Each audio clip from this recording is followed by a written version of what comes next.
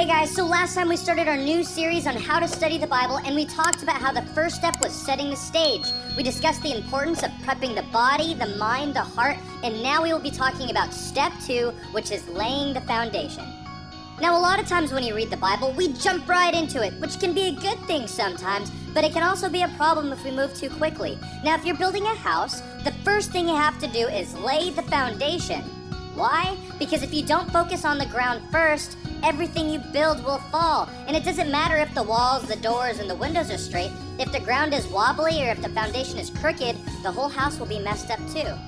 The same is true when you study the Bible. Before you start reading, you need to lay the foundation, and you can lay the foundation by answering these 5 questions. Who, what, where, when, and why.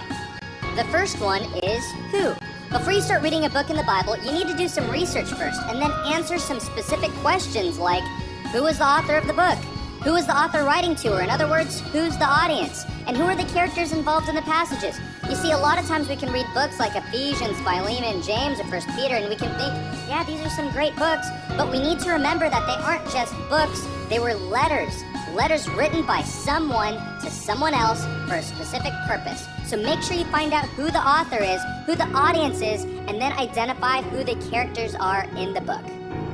Next is the what question. What's happening in the book? What's the author going through? What's the audience going through? What are the characters going through? What's the historical context? Or in other words, is there any big historical event that happened while this book was being written? This is an important question to answer because it gives you perspective as to what is happening.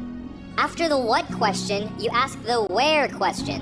Where are the events taking place? What region? Where in Israel? What city? Are the characters traveling anywhere? What do you know about the places that are mentioned? If you need help answering these questions, you can always check out an atlas or study Bibles that have maps.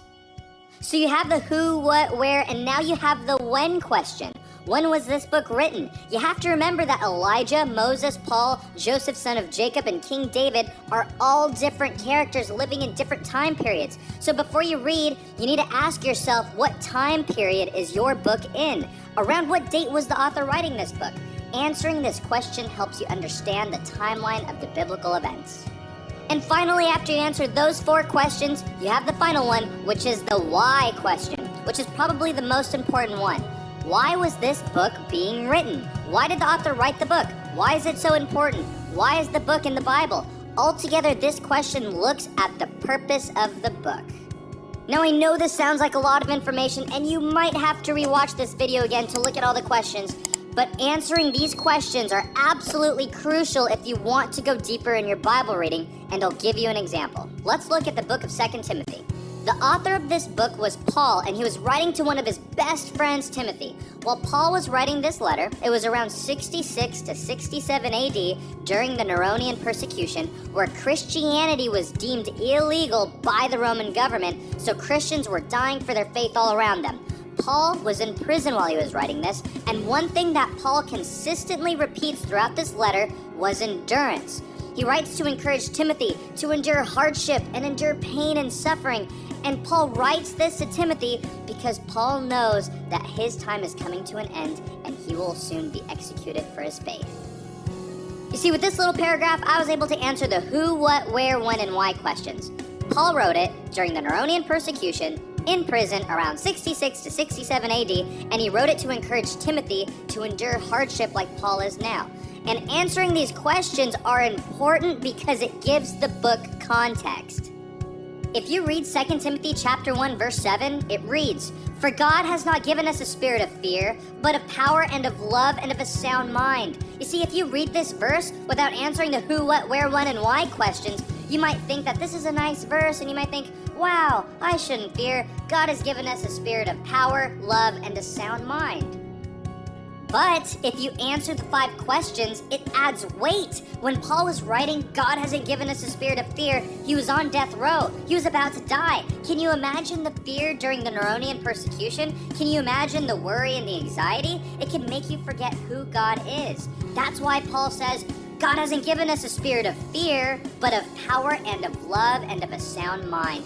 Paul was able to say this in prison, on death row, and if you research 2 Timothy, you know that this is the last letter written by Paul. So part of Paul's last words to Timothy and to the church was not to fear, but to remember God has given you a spirit of power, love, and a sound mind, or in other words, God has given everything you need to get through the situation you are currently in, no matter how disheartening it may seem. So do you understand the importance of laying the foundation? By doing so, you're able to gain context and are able to get more out of the passage. Now, I know this sounds like a lot of work, but you need to answer these questions if you want to lay a solid foundation. But note, you don't have to answer all these questions alone. Try to get help if you can. If you go to a church, try to ask a pastor these questions. They should have some books that you can look at.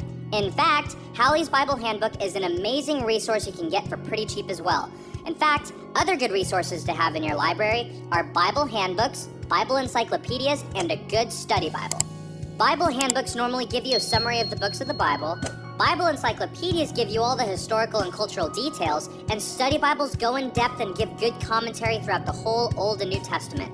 They also have a good introduction at the beginning of each book that would probably answer the who, what, where, when, and why questions. Try to talk to your pastor or a Bible teacher you know if you need help laying the foundation. So remember, who, what, where, when, and why. All important questions that you must answer if you want to study the Bible more effectively. Alright? So that wraps up part 2 in our series, How to Study the Bible. Join us next time as we analyze the text even further. Hope you guys have a good one, and God bless.